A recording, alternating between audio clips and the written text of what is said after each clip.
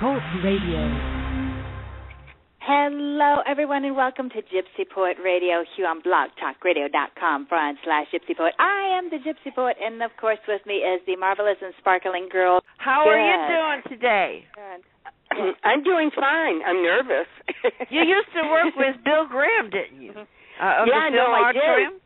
Yeah, I was his first secretary or assistant, whatever. There were only 5 of us, so it was really cool. What year was that? 66 to 68. How did you end up getting a job with him? That must have been really cool. Okay, this is interesting. My husband, Al Kramer, he worked for Bill, and I got off. I was a legal secretary. I got off of work early, so I stopped by, and when I came in, Al introduced me, blah, blah, blah, and then he said, "Can you write a press release?" I went, "Sure." I had a new job. I mean, just like that. So I gave notice at my law firm, and there I was. So how long did you work for him? For a couple years. And then when he went to Winterland, my husband, the Flaming Groovies, and myself, we took over the old Fillmore. So your husband was the manager of the Flaming Groovies, right? Yes, he was, yeah. Was that their first manager? Yes. That's cool. I know. And you were part of that 11th Street Circus thing, right? Oh, yeah, the 11th Avenue Circus. Yeah, it was out in the Sunset.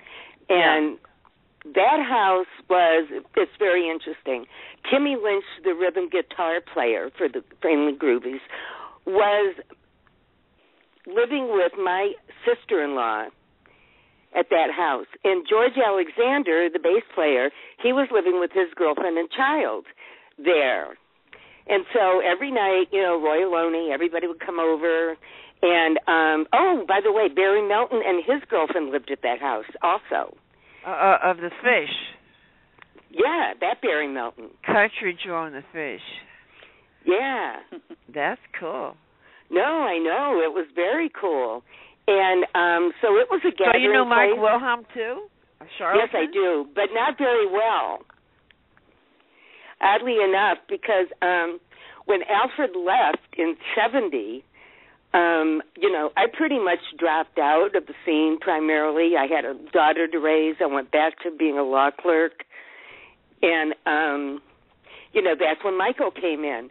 But we used to go up to the Red Dog Saloon in Nevada City, to watch the Charlatans all the time. And that's how the friendship started. And the Flaming Groovies loved them. They were so hot, Mm-hmm. They just admired the Charlatans to no end. Well, they kind of started the whole thing, and then it just snowballed from there, right? Yeah, absolutely. So you were married to another guy that it was a publisher or something of magazines or books? Yeah, no, books. Yeah, I was married to Joe Bordis, and he was partners with David Hoy. And what they did, it was called Level Press. This was in the 70s. And they published, these were books that were in the public domain. Aleister Crowley, Liber Aleph, the Book of Thoth, 888, the Book of the Law, and many others. Plus they did some how-to books, like little pamphlets, like Mary Jane Superweed, The Herb Superb, about hash. The Haight-Ashbury, right? Yeah. and also Fitzhugh Ludlow's book, The Hashish Eater. But they had many titles, and after a few years, they sold everything to the High Times magazine. So that was a pretty exciting time. So you're an artist. What do you do, paint? I do. I paint with nail polish, would you believe? Oh, cool. What do you paint? Yeah, all those little brushes, What kind of pictures? I paint pictures of, oddly enough, I'm just really interested in the Japanese culture. And so I paint pictures, not stylized, but like my idea, of geishas. But it's mostly the kimono that's like the main focus of my picture. And they're very, pretty. So I love it, I know. And you write, too. What kind of stuff do you write? I write poems. Oh, cool. And the poet's a poet. I mean, Gypsy poet's a poet too. No, I know. I wish I could remember my poems. So, but they're on the computer, and I can't turn that on. But yeah, there's a lot of they're on the spiritual side of and enlightenment, blah blah blah blah blah, that kind of stuff. Yeah, I was there. Weren't we all? That's sort of my that's sort of my realm. So where are you from originally? I was born in Brooklyn, and we moved to Saginaw, Michigan when I was 4. And the minute I graduated high school, seriously, I got on an airplane with my grandmother and went back to New York. And I worked in an ad agency there at 59th and Madison. When I watch Mad Men, I go, I was there. That's what I looked like. All those girdles, one really cute story, though, going back to Bill, is that when we reopened the Fillmore, I was in the ticket window, right before the stairs, and Bill came up from his show from Winterland, and I said, "Oh, you can go in." He goes, "Oh, no, I'm going to pay my $2 just like everybody else." I went, "Okay." Took us $2. Yeah, I met Bill from Mike Wilhelm in North Beach at Enrico's. He came up to our table. Me and Wilhelm used to play together. So we'd hang out at Enrico's afterwards.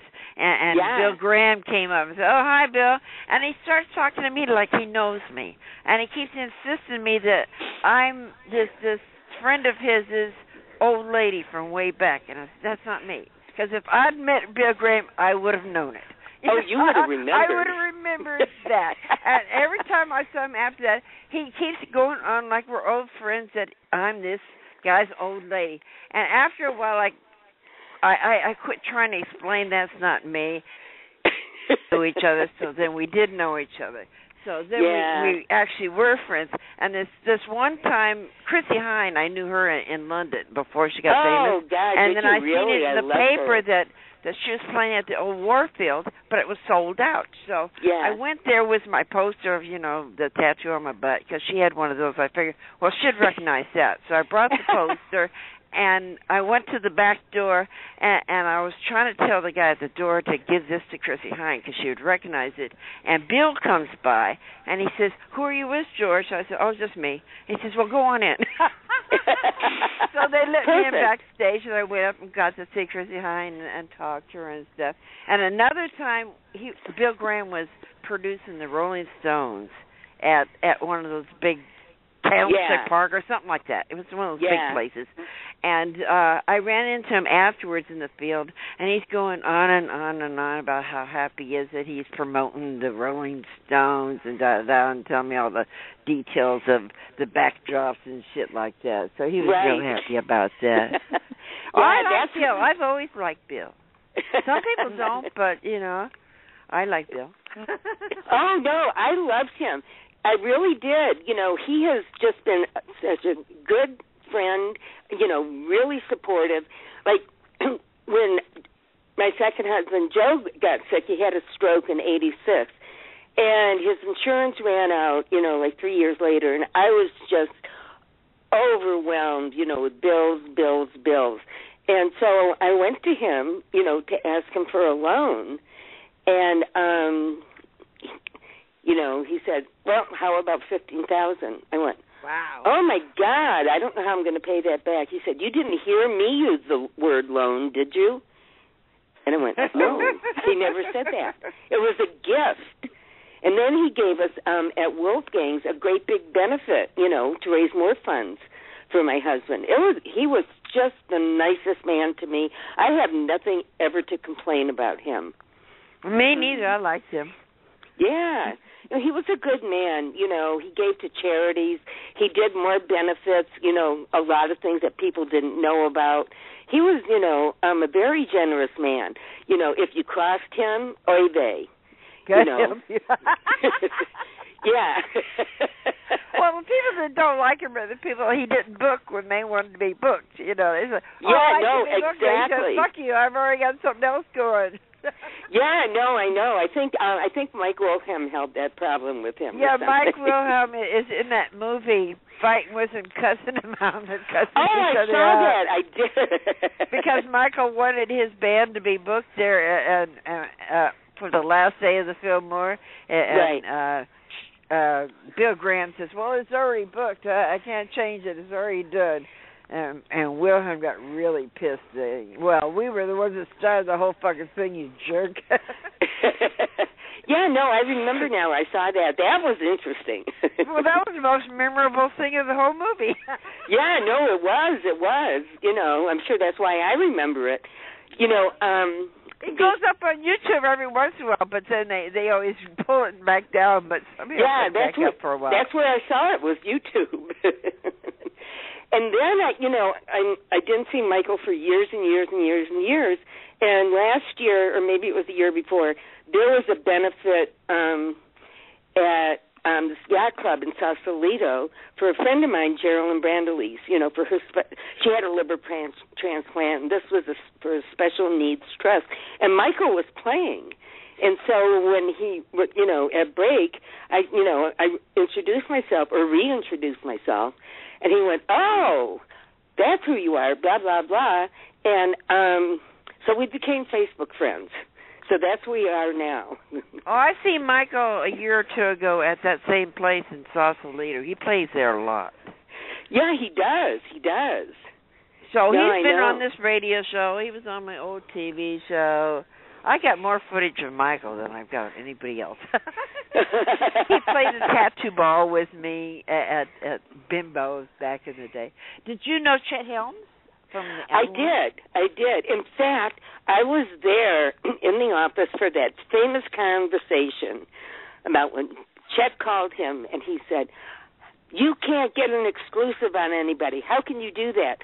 And Bill's reply was, look, I get up at 6 a.m. because it's 9 o'clock in New York. You don't get up till noon. That's how I did that. I was witness to that one. Oh, my God. Well, they were very, very different because Chet was very laid back and one of the guys, and Bill Graham was business. Yeah, absolutely. That's how it was. Oh, this is funny. For his birthday, Al and I gave him a new cowbell because every time the Quicksilver played, he was always in the back banging on his old cowbell. For my birthday, he gave me a plant. And I didn't, I said, what do I do with this? He said, put it in the closet. I did. It died. Why put it in the closet? I don't know. It was something about, it required being in the dark. It was a tuber or a bulb or something. It was a cyclamen. I never heard of it. Anyway, that's that story. And I had many years with Rock Medicine. I was with them volunteering for 11 years. I was also David Smith's secretary at the Haight-Ashbury Free Medical Clinic at the same time in one of their projects. And so Bill and I saw each other constantly. And I was doing communications on the day on the greens. I was up in the press box. So we would have a good view of what's going on down in the crowd, and we were able to notify, security. We were able to notify, our teams, blah, blah, blah. And, if we saw, some trouble or some kid, passing out, something like that. And it got so, and I would always ask him, I would call him, and I would always ask him, can you supply us with this? Can you supply us with that? Well, after a while, he told his staff, if Honey calls, give her anything she wants. It's okay. So I thought that was great. Did you know Wheeler that had Wheeler's Ranch back in the day? No. There was this guy back then that had this ranch called Wheeler's Ranch, and everybody was out there naked. And he let everybody build little huts and stuff on this land he had out there. and everybody's naked. Everyone's running naked. Somebody took me out there, so I took off my clothes right at the gate, and we walked around naked and talked to everybody. You know how it was back in the day. Oh, I do. If they're naked, I'll be naked too. So we all walked around, talked to everybody all day around the ranch. So that was Wheeler's Ranch. Yeah, I was never there though. You know. Oh God. Oh yeah. What's his name? You know, the editor of the Rolling Stone. Jan Wenner. That's who it was. Anyway, you know, when Bill first started, he was a kid, and he would come into the office all the time. And, you know, they would talk about bands, you know, this and that. Oh, this is a good one.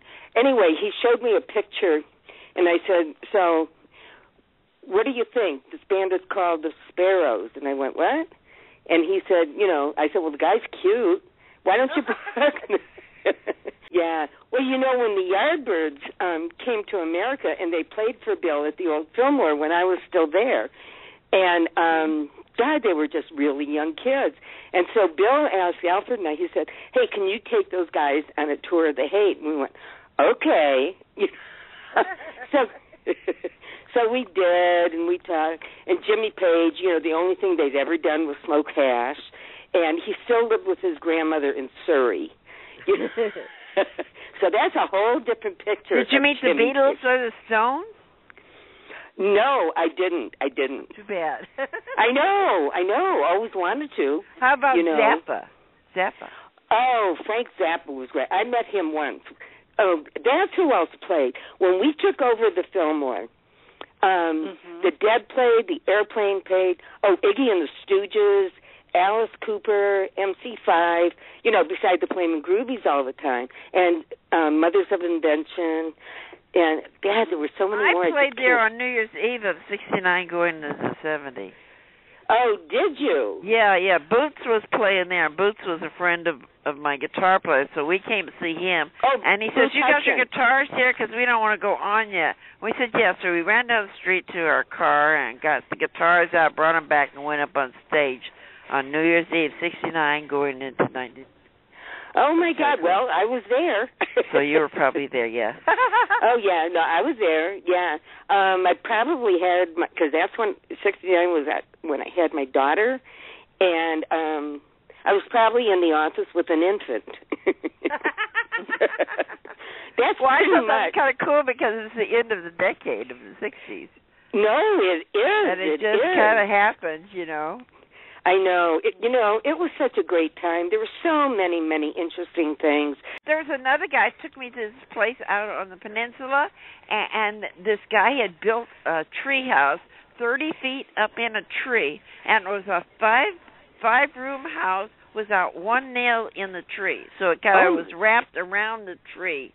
And there wasn't nails. It was kind of, you know... And it was so I know cool. What you mean. And the only way you could get up there was a rope. And if you didn't climb the rope, you couldn't go up there. So I tried to climb the rope. Star didn't even try.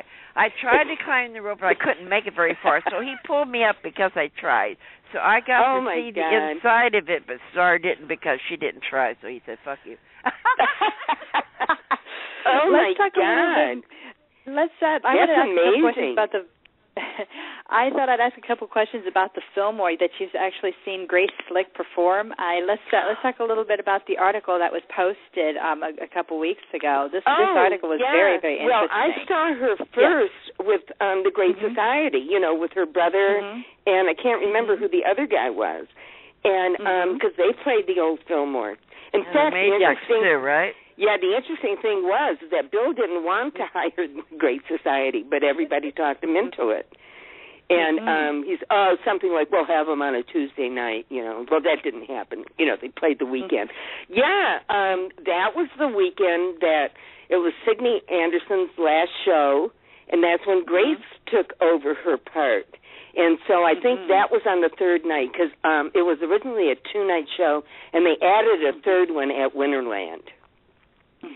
And so, yeah, you know, and she went with Spencer Dryden for a long, long time. He was the drummer. And, you know, and then Paul Kantner, he's the father of her child, China. And, this is kind of cool. When they did The City is Built on Rock and Roll, my daughter was in that videotape. She was 16. Oh, wow. I know. My goodness.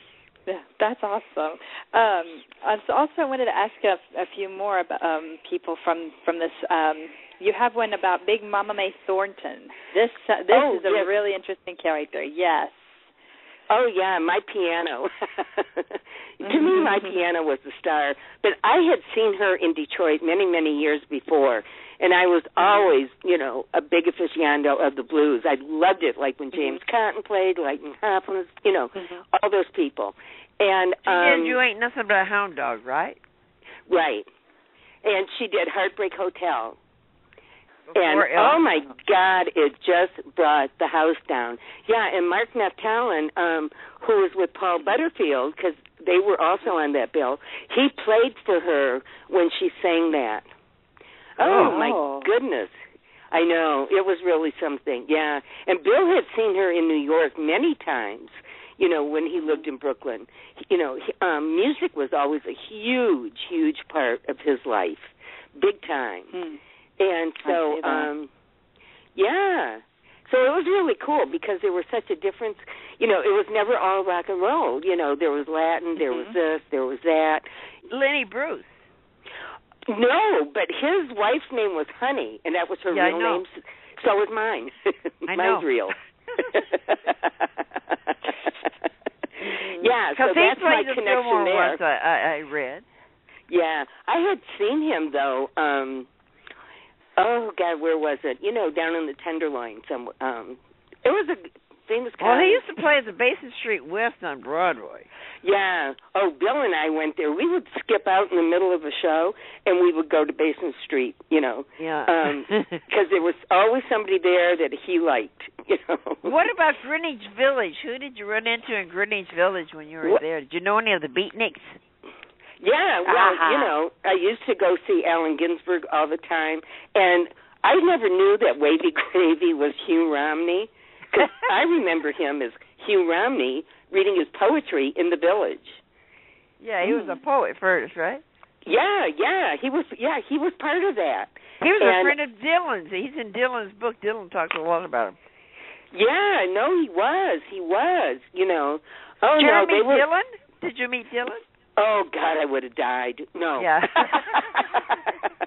I always wanted to, Oh, this is very cool. Because I was 18 when I went to New York, and a friend of mine that I was working with said, hey, do you want to go to a party? And I went, okay. I said, where is it? She said, I don't know, in this loft. So we, guess where I ended up? In Andy Warhol's loft. Wow. So you met Andy Warhol? I know. I just kept getting plopped down. Was Lou Reed there? Yes, he was. Cool. They were all there. Sylvia Miles. In fact, I ran into her at the Lighthouse in New York about 25 years later. I was sitting right next to her. Of course, she didn't remember me, but that was cool.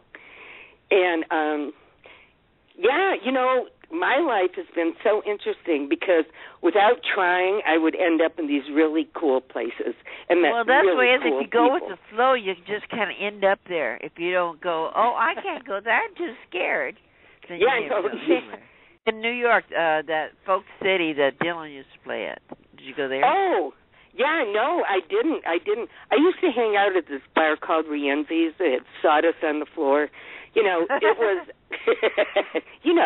with jazz playing and poets reading their stuff to jazz. And yeah, that was the beatnik days. It really was. I was a beatnik in high school, I was emulating. I wore all black. Today it would be goth, but not then. You play piano yourself? Well, a little bit. I taught myself. Okay. But I'm certainly not great at it. But I know how to read music, so that's how I did that. Because I played the clarinet in high school, and that's where reading music came from. So we had this great piano, the one that ended up at the Fillmore. Well, I had to ask because I play myself. Oh, do you? Oh, how wonderful. Oh, my God. Yeah, I always wanted to. you know. But my parents, because they were, you know, really into jazz, wanted me to play clarinet. So that's how I wanted to play a violin, but that didn't happen. Did you know Naomi Ruth Eisenberg? Yes, I did. Yeah, And she's a good friend of mine. Is she? Yeah, I don't even know if she would remember me from the day.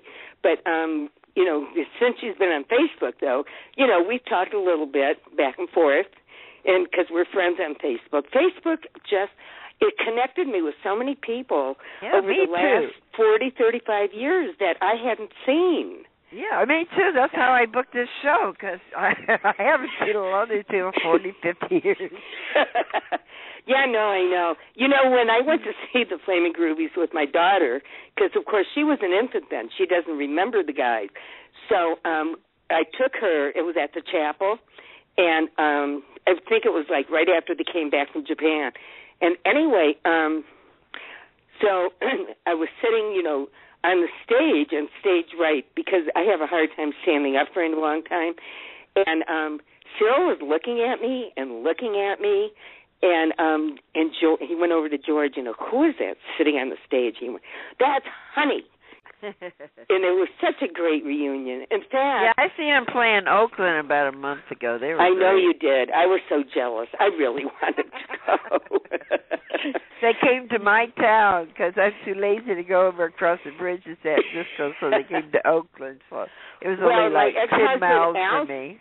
My ex-husband Alfred, who was their manager then, just saw them recently in Washington, D.C., so they had a great reunion. Yeah, they've been traveling lots, so everyone gets to see them again, because they were broke up for like 30 years. My goodness. Yeah, I know. I understand that Chris Wilson is stuck in London or something. Now? So yeah, something like that. Because they canceled a couple of gigs. I didn't know what happened. Yeah, well, I think that's what happened. You know, I saw a post, so I'm not sure. I think that's actually what it said, but I don't know if that's official. Well, I seen one that just said they canceled the 2 gigs that were at the end of the year. Yeah. But it didn't say why. And Chris was supposed to do an interview on our show here. I've interviewed everyone else in the Flaming Groovies except for Chris. But he canceled on it because, well, he had laryngitis at the time, and then he hasn't gotten back to me. So I guess he's stuck in London or something. Yeah, I think I went on Cyril's page, and it said something like that. I'm not sure, you know. But, this is interesting. Because the Flaming Groovies used to play The Matrix all the time. Yeah. And so when Timmy Lynch and Barbara got married, it was Barry Melton who married them at The Matrix. He was an ordained minister. He still is. Well, one of those ministers where you pay $1 to become a minister? Something like that, yeah. Yeah. You know, I think my son-in-law is a minister like that, and he married somebody a while back. They had a big wedding out at the park. It was all in costumes because you're not supposed to have weddings in the Rose Garden in Berkeley, and so they all dressed in costumes rather than wedding dress. I think they wore a wedding dress, but everyone else was in costumes, you know, goth and my God, Renaissance costumes, and so it looked like a party rather than a wedding. Yeah, that's interesting. I wonder why they don't allow weddings.